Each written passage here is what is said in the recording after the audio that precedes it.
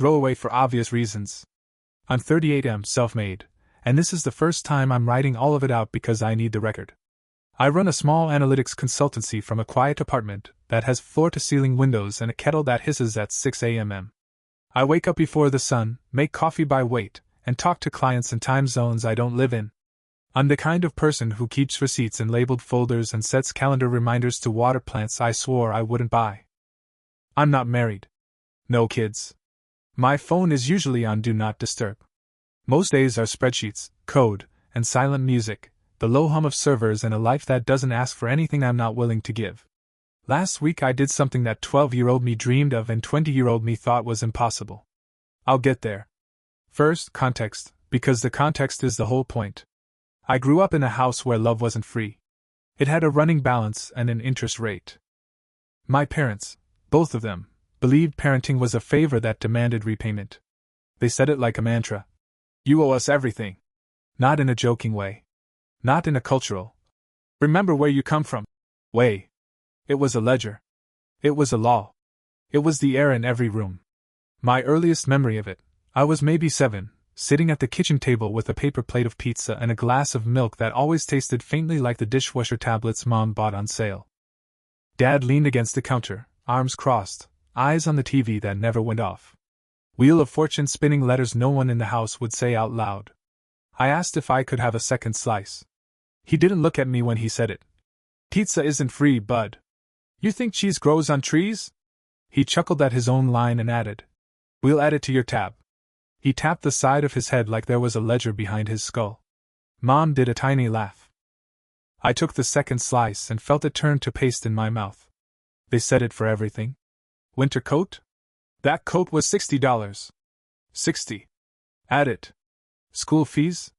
We pay for you to learn? You'll pay us back one day. Dentist? You don't even brush and we're supposed to foot the bill? There was a jar on the microwave with spare change and a piece of masking tape on it that said, House. If I found quarters in the couch, they weren't mine. Once, when I was 9, I tried to pour out some pennies to buy a notebook from the school book fair. Mom caught me and actually laughed.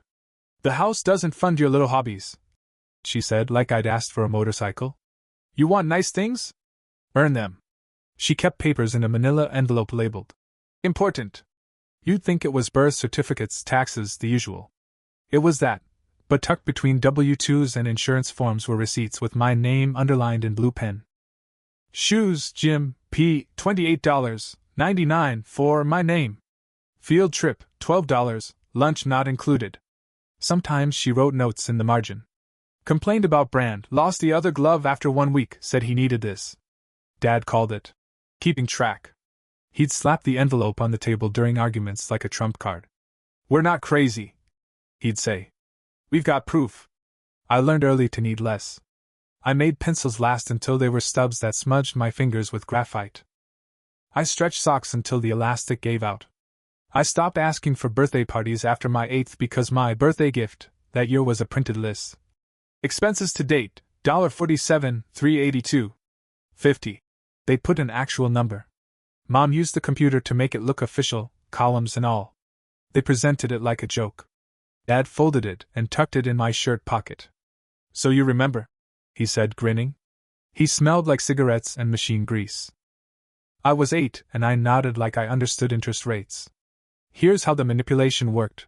They dressed control up as responsibility. If I wanted to go to a friend's house, they'd say, Who's paying for gas to drive you? If I asked for school supplies, if you insist on being in the advanced class, it's extra work for us. When I cried about anything, bullying, grades, a teacher who was unfair, Mom would pat my shoulder and say, We work ourselves to the bone for you and this is the thanks we get? Tears? Dad liked the phrase, gratitude problem. You've got a gratitude problem. He'd say when I sat too long at dinner, when I took the last of the peas, when I lobbed a question into the room and it thudded like a brick. If I protested, he'd go quiet, the scary, coiled snake quiet. Keep talking. He'd say softly. See where that gets you. At 12, I brought home a permission slip for a science museum trip that cost $12 plus a sack lunch. I stood in the doorway while Mom watched People's Court. I waited out the commercials because I thought ads were for adults to listen to. When I finally opened my mouth, she didn't turn her head. Put it on the table, she said. Is there a fee? I said yes. Add it to the debt, she murmured, and then as if she'd remembered the performance, she added louder. Dad will be thrilled. When Dad got home, he read the paper and whistled. $12, huh? That's what learning costs these days. He looked at me like we were sharing a joke. Tell you what. We'll spot you. But don't think I don't remember. He tapped his temple again. It's all in here. I was 12. I looked at the floor. My face burned. By 14, I'd picked up my own habits. I hoarded coins like a squirrel. I kept a notebook under my mattress where I wrote down numbers I overheard. Gas bill, $78. 39, water, $42. 17, groceries, circled, always a fight. I knew the price of bread, milk, and bulk pasta by heart. I didn't know why I was keeping track. Maybe I thought if I could calculate their costs, I could get ahead of the blame. Maybe I was practicing for court. Maybe I was trying to speak their language, to learn the math of love in that house. There were moments that would sound absurd if I hadn't lived them. The padlock on the garage fridge. So the house doesn't hemorrhage snacks.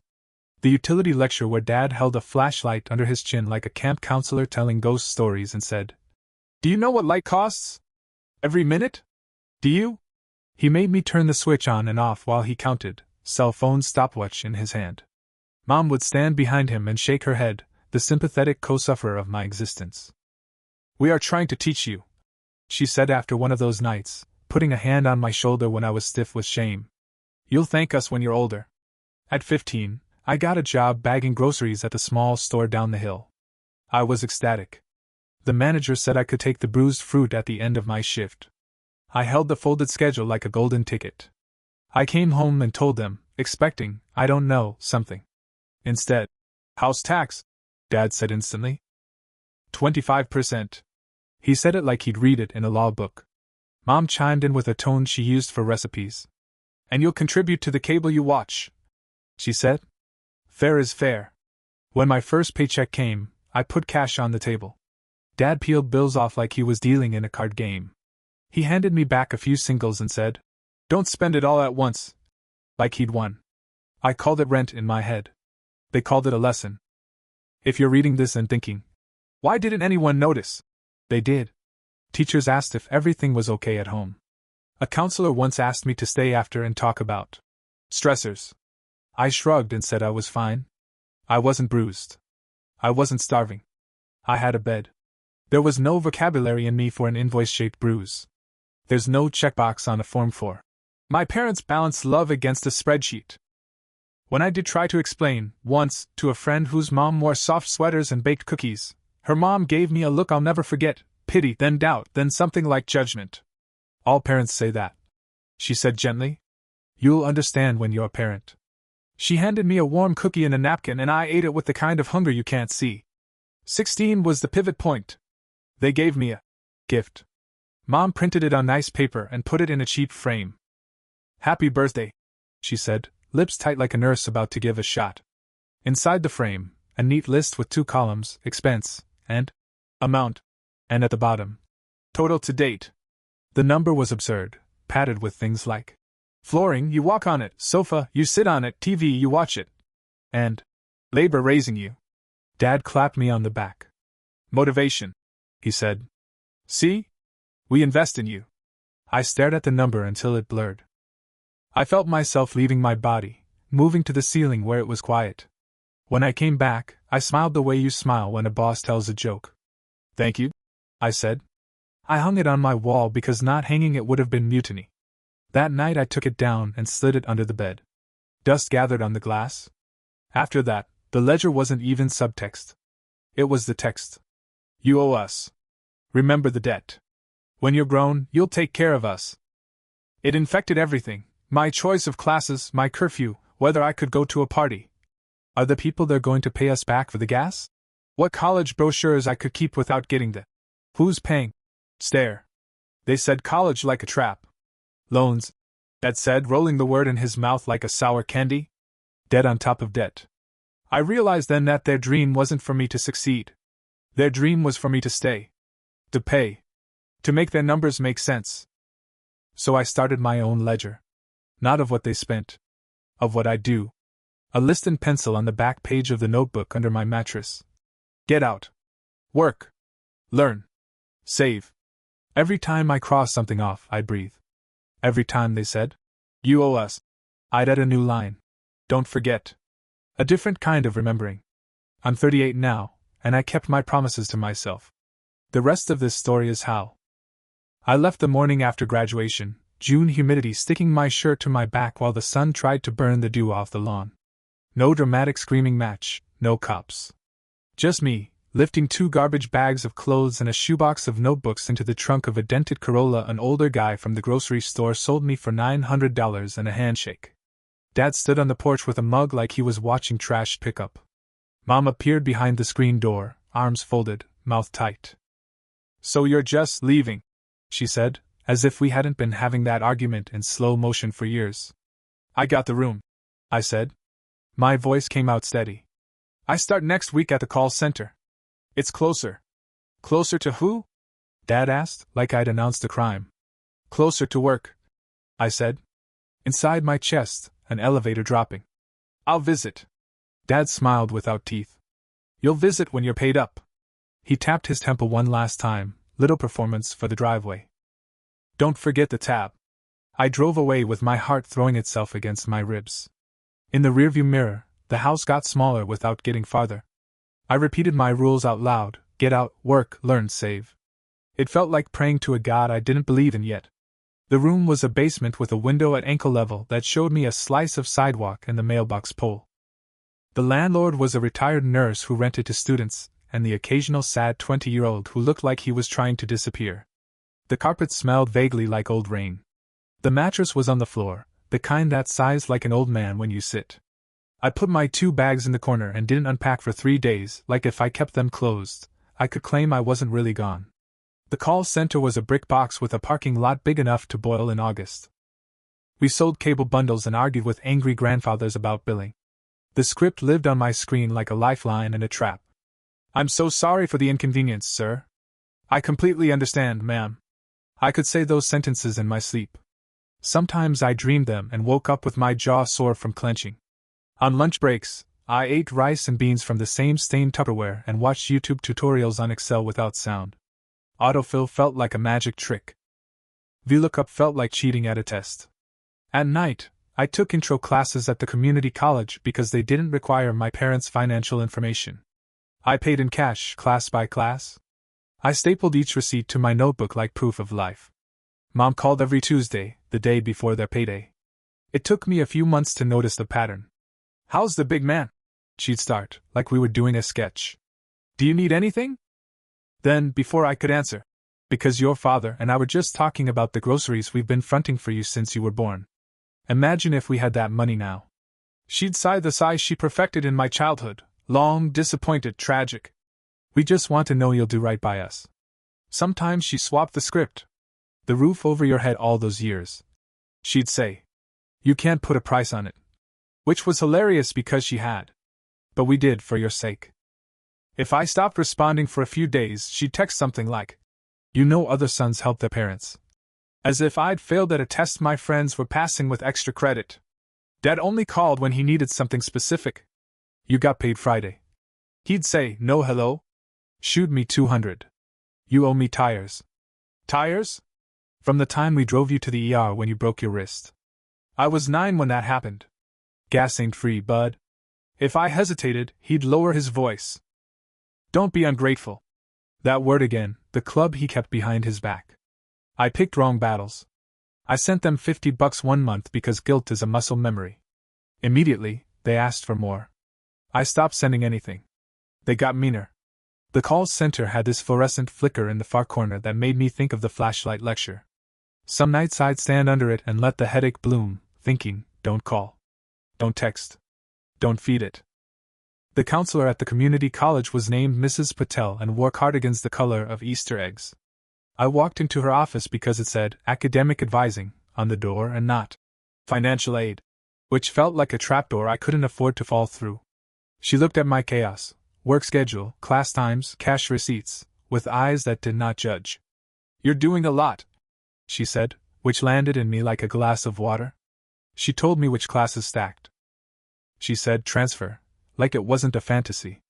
She printed me a list and circled the prereqs in green. I think you'd like statistics, she said. It's the math of patterns.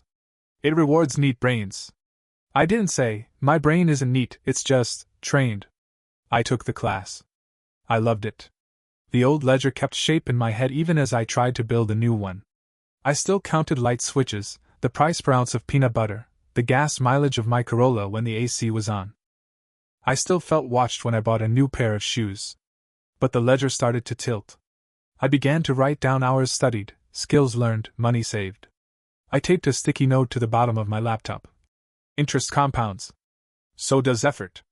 It was corny and I didn't care. When my car died, transmission gone, like a trapdoor, I took the bus and made anxious small talk with a man who smelled like winter every day of the year. He worked nights at a distribution warehouse and had the cracked hands of someone born tired. He told me they always needed people. Not glamorous, he said, but the forklifts are fun. I applied and got on as a temp, nights, unloading trucks and scanning boxes while my brain chanted, tuition, tuition, tuition. I kept the call center a few nights a week for cash flow, stitched my schedule together like a crooked quilt, and napped on the floor between shifts with the hoodie over my face. I learned to drink coffee so strong it made my teeth feel raw.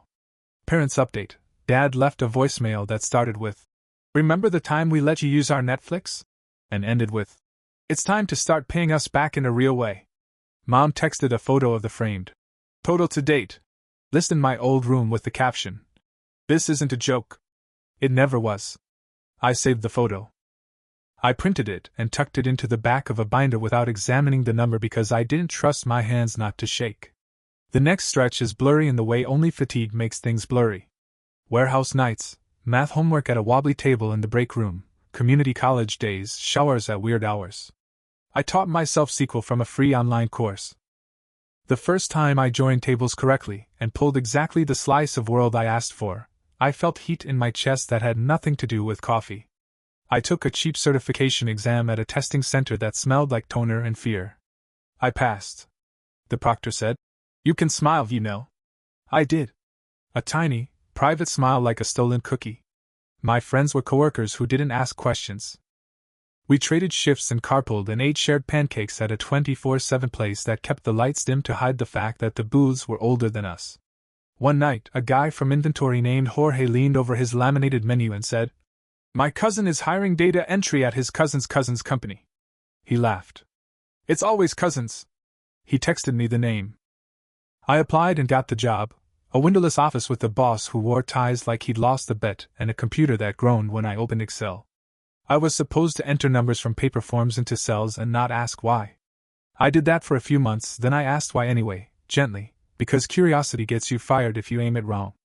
"It's just how we've always done it," my boss said, which, to me, sounded like an invitation.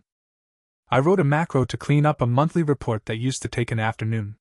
It took 5 minutes now. I sent it to my boss with a nervous stomach. He printed it and took it to his boss. On Monday, he clapped me on the shoulder. "Didn't know you had that in you," he said. He gave me a raise, 25 cents an hour, but more importantly, he gave me permission. He started saying, "Let him try it," when I proposed something. I went from entering numbers to arranging them, from rows to stories.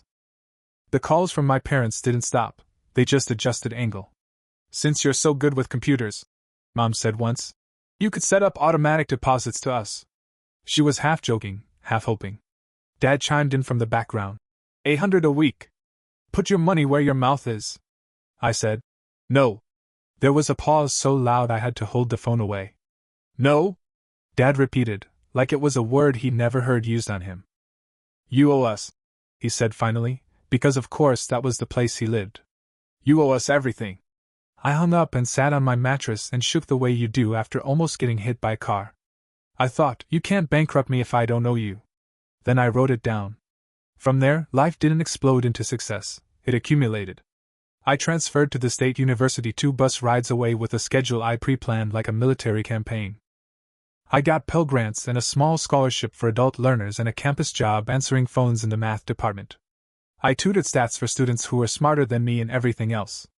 I learned to breathe during exams. I learned to eat on $30 a week without turning resentful. I learned to say, I can't this weekend. And mean it. When I graduated, I wore a thrift store gown and shoes I'd polished with the inside of a banana peel because someone on the internet said it worked. It kind of did. I didn't invite my parents. I told myself it was because they'd make it about them, which was true, but also because I wanted a day not measured in debts.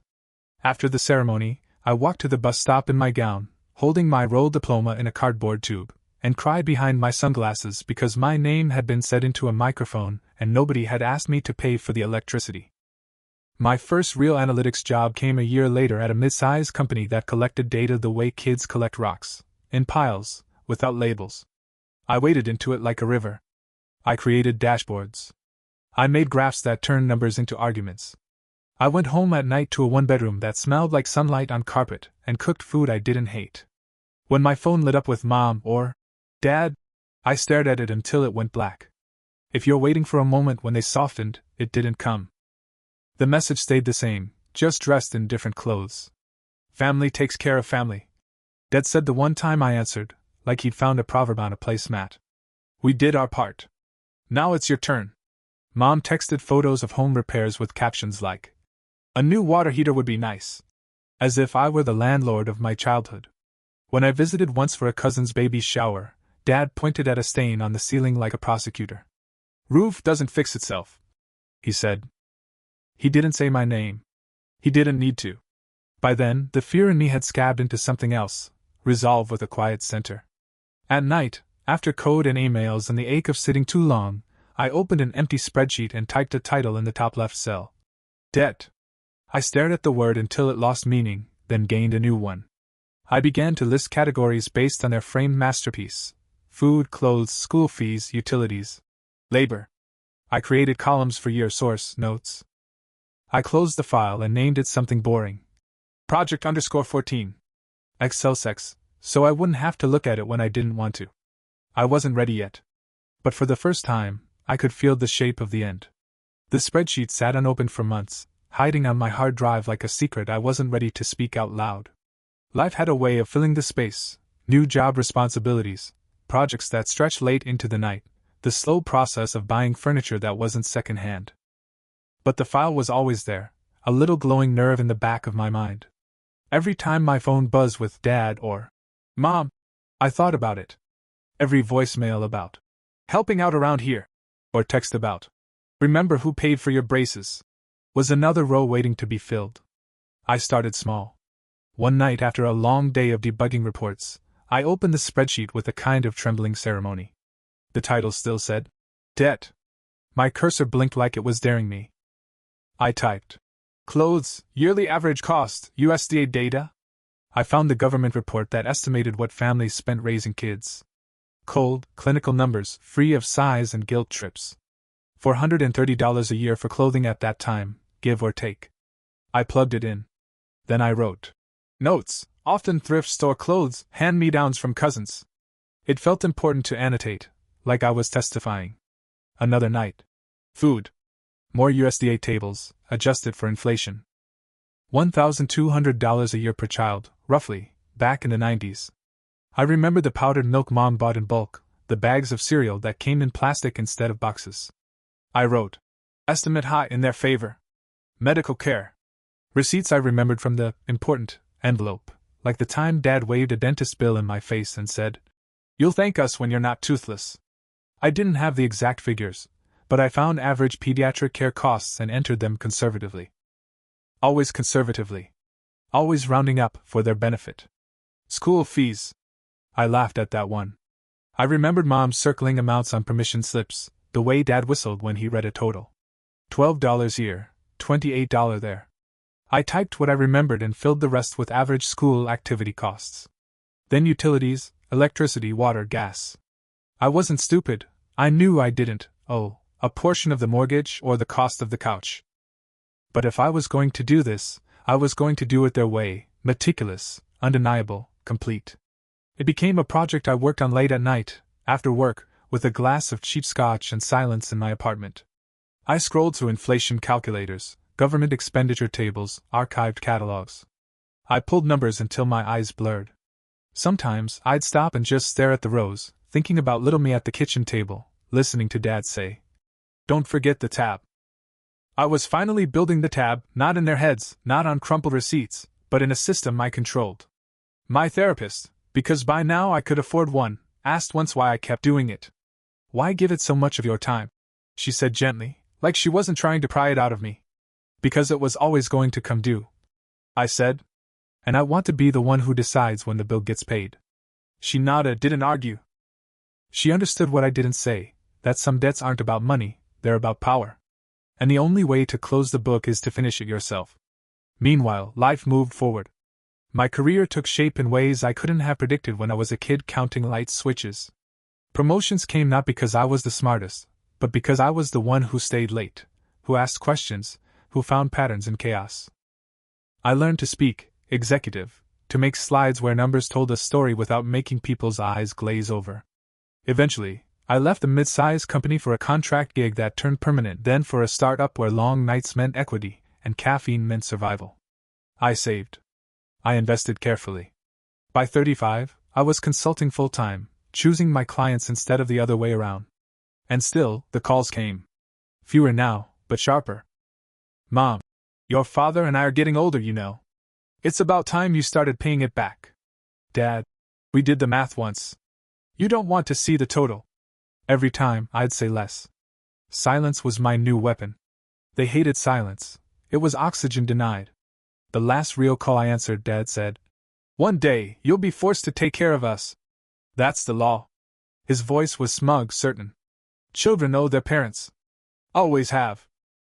I hung up and instead of shaking like I used to, I opened the spreadsheet. I worked until dawn, calculating the final totals. I was meticulous. Every figure was sourced, adjusted for inflation, rounded in their favor. I wanted there to be no doubt, no loophole. I didn't want the ghost of their voices saying you cheated us. Line by line I built it. Food, birth to 18, $58,320, 00. Clothing, $9,540, 00. Medical and dental, $12,875, 00. Utilities, estimated portion $7,680, 00. School fees, $4,215, 00. Miscellaneous. Gifts, extracurriculars, etc. $5,412, 00. And then I did something I knew they would never do. I subtracted the money I had paid them in rent from my grocery bagging days, the cash Dad peeled off my first paycheck. I remembered the exact amounts, written in my teenage scrawl in that notebook under the mattress. I even accounted for the months they didn't tax me, just to be fair. The final number stared back at me. It wasn't astronomical. It wasn't even close to what I'd built in savings by then. But it was heavy with years of manipulation, guilt, and silence. It was a number that had lived in my bones. Seeing it written down, clear, finite, was like stepping out of a fog. I formatted the sheet neatly, totals bolded, categories clean. Then I exported it as a PDF. The title at the top, in black font. Parental expenditures for my name. And underneath, one line. Total debt $96,642, 00. I saved the PDF in 3 places. Backups of my revenge. The next few months, I went about my life normally. Morning runs, client calls, late-night movies. But every day, I knew the plan was waiting. It wasn't time yet, but it would be.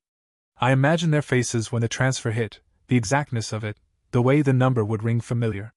I imagined Dad sputtering, Mom texting in confusion. I imagined the silence that would follow when they realized there was nothing left to hold over me. I wasn't rushing. Revenge, I'd learned, wasn't about heat. It was about patience. And patience was the one thing they'd taught me well. By the time I turned 37, the plan was ready. The spreadsheet was finalized, the money already set aside in a separate account. All that remained was to press a button. I'd been carrying their debt my entire life. Soon I would pay it in full, on my terms, not theirs. And then I'd be free. The day I finally decided to move, it wasn't some dramatic lightning strike. It was a Tuesday morning. I just finished a video call with a client in London, the kind where you close the laptop and stare at your own reflection in the black screen. The sun was barely up, coffee half cold on the counter, and my phone buzzed. A text from Mom. You should be thinking about what you owe us before you waste money on vacations. Family comes first. No. Hi. No question. Just that. And that was it.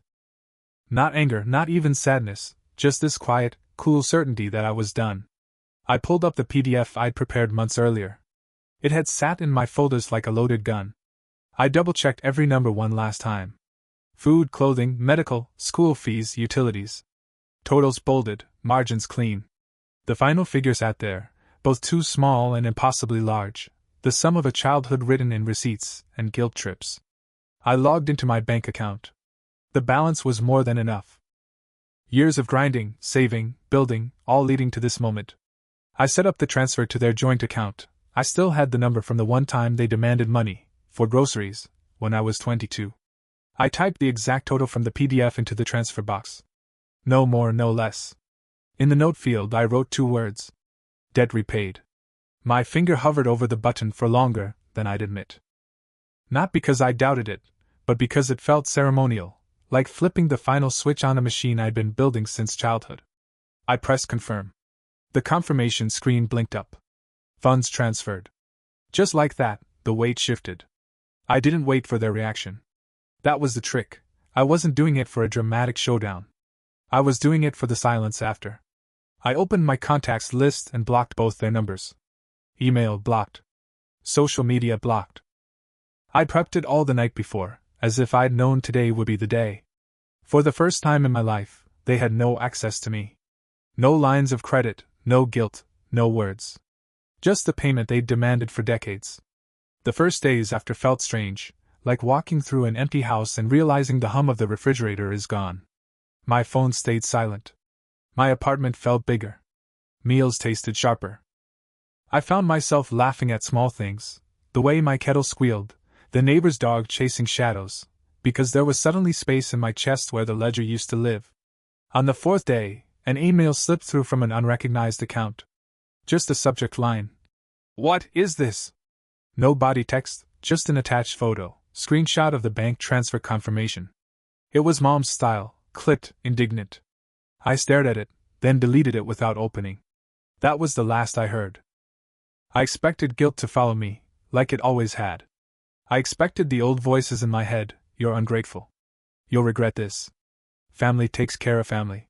But instead, I felt something I hadn't before, calm. A stillness so alien it made me dizzy. I'd given them exactly what they asked for. Not a penny more. The ledger was closed, the tab cleared. They could never again say I owed them anything.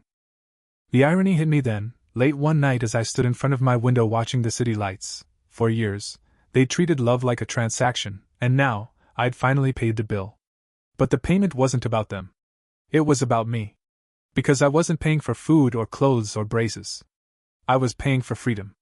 It's hard to explain the way life shifted after that, but the best comparison I have is this. It felt like someone had turned down the background noise of my entire existence. Conversations with clients felt lighter. Running in the mornings felt less like escape, more like breathing. Even sitting on my couch, doing nothing, felt like a luxury instead of a stolen moment. I started noticing things I'd ignored for years. The way my plants tilted toward the window, the exact shade of blue the sky turned right before dusk, the sound of rain tapping on the glass. Silence wasn't threatening anymore. Silence was mine. A few weeks later, I stumbled across the framed total to date photo Mom had sent years earlier, the one I'd printed and tucked in a binder. I pulled it out and looked at the number, the smugness of their handwriting, the fake, accounting, columns. For the first time, it didn't sting. It looked pathetic. Like a bad joke told too many times. I tore it in half. Then into quarters. Then into confetti. I tossed it in the trash, not as a grand gesture, but the way you throw away a receipt from a store you'll never go back to. People sometimes say revenge is a dish best served cold. For me, it wasn't cold at all. It was quiet, clean, almost warm in its finality. It wasn't about hurting them. It was about ending the story they'd been writing over me since childhood. And now, with the ledger balanced and the lines severed, I could finally start writing my own. The strangest part? I didn't feel victorious. I didn't feel like I'd won. I just felt free. And that was enough. The days stretched into months, and freedom slowly became the new normal. At first, I half expected some kind of retaliation, calls from unknown numbers, angry letters, maybe even a knock on the door. I'd lived under their rules so long that I couldn't quite believe the silence was real. But weeks turned into months, and nothing came. That's when it sank in. The transfer hadn't been a spark for another round of drama. It had been the end of the script. I had written the final line, debt repaid. And there was nothing left for them to say. I started noticing how much of my life had been shaped by their voices even when they weren't around. Grocery shopping used to trigger this background anxiety. Was I buying too much? Would someone accuse me of wasting? I'd stand in the aisle, frozen between the store brand and the name brand, hearing Dad's voice in my head. Money doesn't grow on trees. Now, for the first time, I picked the food I wanted. Not the cheapest, not the safest. Just what I wanted. Salmon one week, fancy coffee beans the next. Not in excess, but with permission. My own permission.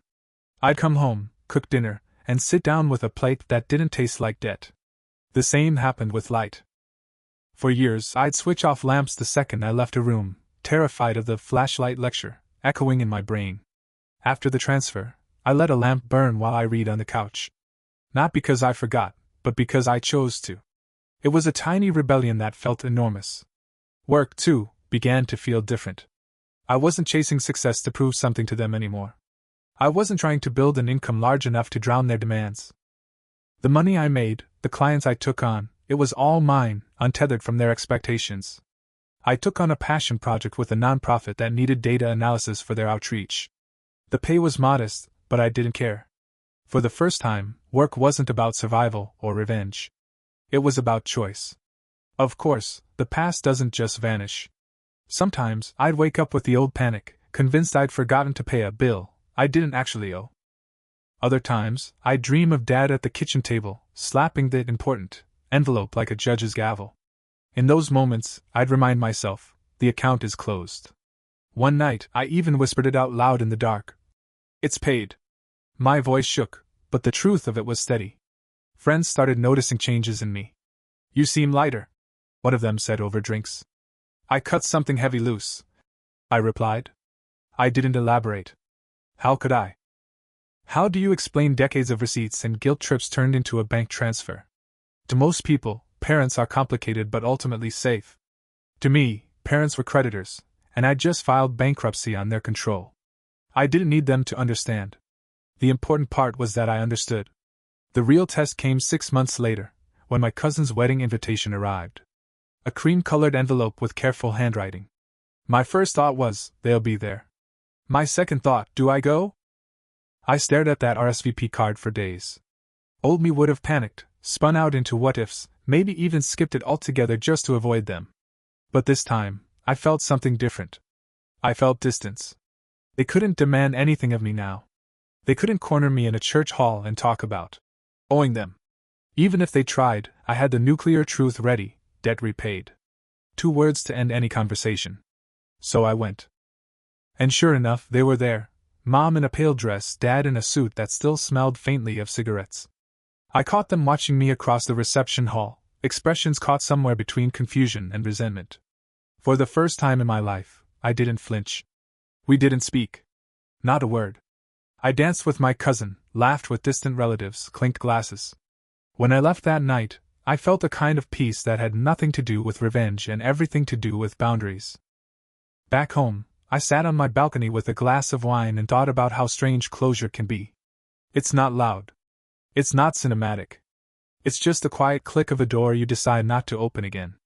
I'd spent years planning the perfect repayment, imagining their reactions, savoring the thought of them realizing the power was gone. But the real victory wasn't in their silence, it was in mine. They couldn't reach me anymore. The debt was settled. And for the first time, I wasn't living against them. I was just living. But here's the thing about old wounds, even when they're healed, they leave scars. And sometimes scars itch. I knew I was free. But I also knew the story wasn't finished, not until I faced the reflection of who I'd been, and who I'd become. And that reckoning was coming. Freedom has a strange weight. At first, it feels like floating, like you're untethered, finally allowed to drift. But after a while, you realize floating isn't the same as moving forward. For months after the transfer, after the blocking, After the wedding where I'd seen them from across the room and felt nothing but distance, I still caught myself circling old habits. I'd stand in the grocery aisle staring at the prices, hand hovering between two brands of pasta, until I'd hear Dad's voice in my head. Cheapest is good enough, don't get greedy. And I'd feel my stomach twist before reminding myself, they don't live here. They don't pay these bills. This is my life. Then I'd grab the pasta I actually wanted, and cooking it later felt like a small, daily revolution. But the itch of old scars doesn't fade easily. I kept thinking about the notebook under my mattress, the one I'd used as a teenager to record the house tax, and the bills Dad claimed were mine. I didn't have it anymore. It probably got thrown out when they converted my old room into Dad's office. Still, I remembered the scribbles. I remembered how, at 16, I'd written in shaky pencil, get out. Work. Learn. Save. That was my Bible. That was the promise that carried me. And I'd done it. I was out. I'd worked, I'd learned, I'd saved. But the truth was, I hadn't really let myself feel what it meant. For 38 years, my life was a ledger. What I owed, what I earned, what I kept, what I lost. Numbers and columns. Even my revenge, the great closing act, was a calculation. The freedom was real, but it was clinical. Precise. Exact. So one night, staring at my ceiling with the city lights cutting sharp lines through the blinds, I asked myself, what would life look like if it wasn't measured in numbers? I tested it in small ways. I booked a weekend trip on a whim. No spreadsheets, no budget forecasts, no justification. Just a flight, a cheap hotel, and 2 days of wandering a city I'd never seen. I walked until my legs hurt, ate food I couldn't pronounce, sat in a park and watched strangers live lives that didn't touch mine. Nobody kept a tab. Nobody asked me to pay them back for the air I breathed. I came home with sore feet, a full camera roll, and this feeling in my chest that wasn't guilt, it was joy. I started saying yes to invitations. Dinner with coworkers, trivia nights, hikes. Things I used to avoid because every dollar spent felt like a sin. I bought books I didn't need, plants I wasn't sure I'd keep alive. My apartment began to feel less like a safe house and more like a home. And then, one evening, standing by the window with a glass of wine, I realized something that made me laugh out loud. I hadn't once thought about whether I'd earned these things. They were mine because I chose them. That was enough. Still, the ghosts tried to creep back. One night, I dreamed of Mom standing in my kitchen, arms folded, saying, "So this is where the money goes." I woke up sweating, heart racing. Another time, I caught myself rehearsing a speech in my head, explaining the transfer, explaining how I'd been more generous than they ever deserved, explaining why I was justified. I stopped mid-thought and laughed bitterly. Why was I still defending myself to people who couldn't even reach me anymore? The truth hit me hard. They weren't in my life, but they were still in my head. The ledger might have been closed on paper, but in my mind, it was still wide open. So I made a decision. If I could balance their books, I could balance mine too. It started with journaling. I wrote down memories the way they actually happened, not the way they rewrote them. The pizza slice that added to my tab. The birthday gift, framed like a debt collector's notice. The flashlight lecture. I described them in painful detail, letting the weight of those moments live outside my body for once. Some entries left me shaking. Others left me laughing at how absurd it all sounded written down. Then I wrote about the turning points. Getting that first paycheck bagging groceries. Mrs. Patel circling my classes in green ink. Passing my certification exam. The first macro I wrote that saved hours of work. The sticky note on my laptop, interest compounds. So does effort.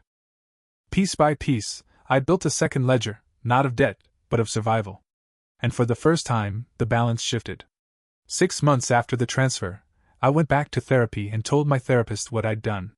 I'd avoided telling her before because it felt too sharp, too loaded. But when I explained it, the spreadsheet, the transfer, the note, debt repaid, the blocking, she didn't gasp, didn't scold, didn't praise. She just nodded slowly and said, "That was your closure." And she was right. It wasn't about revenge. It wasn't about making them understand. It was about ending the story on my terms. "Do you regret it?" she asked. I shook my head. No. I thought I might, but it's like I finally paid rent on a house I moved out of decades ago. And then I burned the receipt. She smiled faintly. "Then you're free to live somewhere else now." The final test came a year later. I got a call from an unknown number, local area code.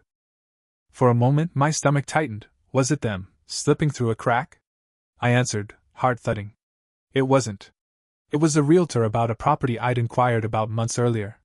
But the fact that my first thought was them told me everything. Part of me still braced for their return. So I made a choice.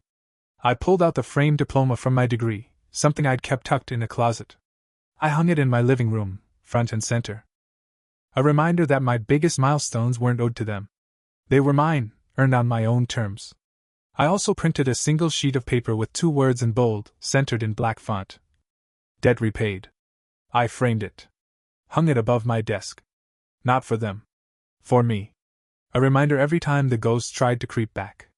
Now, at 38, I live in a life measured not by columns and balances, but by choices and peace. The money I make is mine. The quiet I keep is mine. The laughter I find in the small corners of life, the kettle squealing, the neighbor's dog chasing shadows, is mine. And when the old voices whisper about gratitude problems, or family takes care of family, I look up at that frame above my desk. 2 words, clean and final. Debt repaid. And I smile, because the silence that follows is the sweetest sound I've ever known. But the story doesn't end with silence. Because what I learned, the hardest truth of all, is that love isn't supposed to be tallied like a bill. And walking away wasn't just paying them back. It was the first time I chose myself. When I first started this post, I didn't know if I'd have the words to explain what closure feels like. Not the kind you get from apologies, not the kind you get from reconciliation, but the kind you forge yourself with steady hands, a calculator, and a spine you've spent decades building. But now, at 38, I think I do. Closure is the quiet. Not the silence of a slammed door, not the silence of someone waiting to explode, but the kind of quiet that settles when a storm has passed, when the air is clear and you realize you can finally hear yourself think. It's been over a year since I sent the transfer, blocked every avenue of contact, and hung that frame above my desk with 2 words in black letters, debt repaid. And in that year, my life has felt like mine in a way it never did before. Here's the truth, for a long time, I thought revenge would taste sweet. I thought I'd send the money, cut them off, and dance in the satisfaction of winning. But that's not how it worked. It wasn't sweet. It wasn't even bitter. It was neutral. Clean. Precise. Like balancing an equation. For 38 years, I was a number in someone else's ledger. A walking expense report. A burden they claimed to carry while making sure I carried the weight of it instead. Every hug was measured against a receipt. Every kindness was framed as an advance I'd someday be forced to pay back. Love was a transaction, always hanging over my head with interest. When I hit confirm on that bank transfer, I zeroed out the balance. Not because I actually owed it, but because it was the only way to close their book on me. And once it was closed, there was nothing left to argue about. That's what freedom is. Not dramatic. Just final. I used to picture what their reaction would be. I imagined Dad, red-faced, sputtering at the exactness of the sum. I imagined Mom trying to call me, asking if it was a mistake, insisting I misunderstood what family meant. I thought maybe they'd rage, maybe they'd plead. Instead, silence. And the silence told me everything. Without the ledger, they had nothing. No script to run, no guilt to sling, no leverage to hold. The performance ended the second I paid the bill. I don't need to know what they said to each other that day. I don't need to know if they were angry or confused or smug. That's their story. Mine ended when the balance hit 0. What surprised me most since then is how different life feels when it's not built around defense. I used to measure every success against the shadow of their demands. Every promotion, every paycheck, every new possession carried the thought, would this finally make them proud? Or would this just raise the price of what I owe? Now, the successes are mine.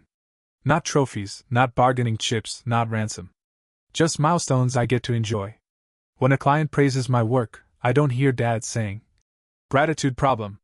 When I buy a new piece of furniture, I don't hear Mom whispering, "Must be nice when you don't have to pay back your parents." It's just me. Living. Choosing. Owning. Do you know how liberating it is to sit in a chair you bought, in a room you rent or own, with lights on and food on the table, and not feel like you're on trial for existing? It's everything. Sometimes I think about that framed list they gave me on my 16th birthday, the total to date. padded with absurdities like flooring and labor raising you. I remember the way Dad laughed when he handed it over, like he'd given me a gift, like this joke was the height of parenting. Back then, I smiled because smiling was safer than crying. I tucked it under my bed and stared at it in the dark like a warrant for my arrest. If I could talk to that 16-year-old version of me now, I'd tell him, you'll pay it one day. Not to them, but for yourself. You'll pay it in freedom. And you'll get every cent's worth. At the cousin's wedding, when I saw them across the room and they looked at me like I was a stranger, I realized something important. Their power wasn't in what they said, it was in how much I believed it. For years, I believed I was a debtor. For years, I believed I'd never be free until I gave them what they demanded. But belief can be unlearned. It can be replaced. And once it was, they became just people. Flawed, bitter, controlling people. Not gods. Not wardens. Just two aging adults who once convinced a child he was a bill they were forced to pay. They don't scare me anymore. A few months ago, I started mentoring a younger guy through a nonprofit for first-generation college students. He reminds me of me at 19, working shifts, juggling classes, terrified of failure. One day, he admitted, I feel like I'm a burden to everyone. Like everything people do for me is something I'll have to pay back. It hit me like a punch to the gut. I told him the one thing I wish someone had told me. Love isn't a transaction. You don't have to earn the right to exist. You don't owe anybody for the roof over your head when you're a kid. That's not debt, it's parenting. And one day, you'll learn the difference. His eyes watered. Mine almost did too. And I realized in that moment, I wasn't just free. I was building something different. A life where care isn't a contract. A life where nobody has to balance love against a spreadsheet. I don't regret a single cent of that transfer. Not because they deserved it, they didn't, but because I deserved the closure. By paying them exactly what they demanded, I gave myself permission to walk away without looking back. It wasn't about giving them money. It was about giving myself peace. And peace is priceless. So here I am, 38, sitting in my living room with the lamp on, yes, wasting electricity if you want to call it that, sipping coffee. I ground myself, looking at the framed words above my desk. 2 words that once haunted me, now turned into my liberation. Debt repaid. They think those words mean they won. They don't realize those words mean I'm gone. And in the end, that's the sweetest victory, not proving them wrong, not punishing them, not waiting for their apology. Just leaving the ledger closed forever. To anyone reading this who grew up like I did, under the weight of a debt you never owed, in a house where love had a price tag, I want you to know, you don't have to carry that tab forever. You don't owe them your freedom. You don't owe them your life. Sometimes the best revenge isn't fire or fury. Sometimes it's giving them exactly what they demanded, then walking away, calm and whole, never looking back. Because love isn't a transaction. And freedom isn't something they give you. It's something you take.